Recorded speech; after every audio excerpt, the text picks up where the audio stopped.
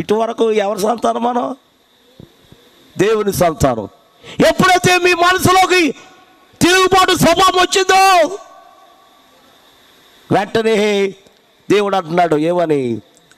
దుష్ట సంతానమా, చెరుపు చేయి పిల్లలరా. ఏంటి అంట? సంఘాన్ని ఏం చేస్తున్నారంట? చెరుపు చేసేస్తున్నారంట.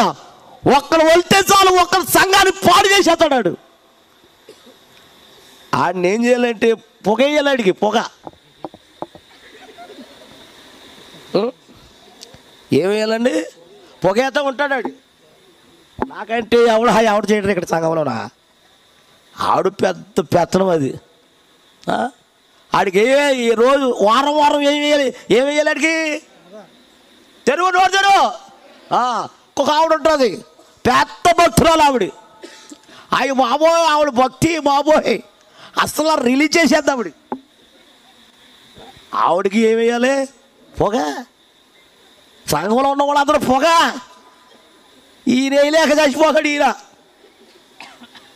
పొగ వేసేవాళ్ళకి నికరంగా సంఘంలో ఉండరు. ఒక్కడు వెళ్తే చాలు మొత్తం సంఘాన్ని ఏం చేస్తాడంటే పాడు చేసేస్తాడు. మళ్ళీ క్రిస్మస్ నీకు కొత్త బట్టలు, కొత్త చీర, కొత్త ప్యాంటు.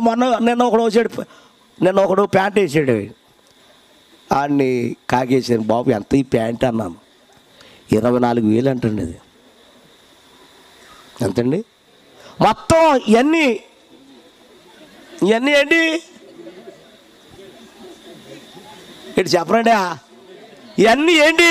ఎరకాల ముందు అమ్మా చెప్పండి. బెజ్జేలా స్తోత్రం చెప్పండి. అన్ని బెజ్జేలే, ఎలకలు వెళ్ళిపోతాయి అందులోకి. చూసావా? మీ నాన్నగారు ఏం చేస్తారు బాబు అన్నాను. కూలి పనికి వెళ్తాను. మీ అమ్మగారు ఎక్కడికి వెళ్తాను? కూలి పని అంట. ఎంత ప్యాంట్ అన్న? ఎంత? 24,000 అంట. బాబోయ్, 24,000 రూపాయలు ఇంట్లో ఉంటే ఎన్ని రోజులు తినొచ్చు మనం? ఏమ్మా అలా చూస్తావు? నీకు డబ్బు ఉంది కాబట్టి నువ్వు మాట్లాడవు. నువ్వు నాకేంటి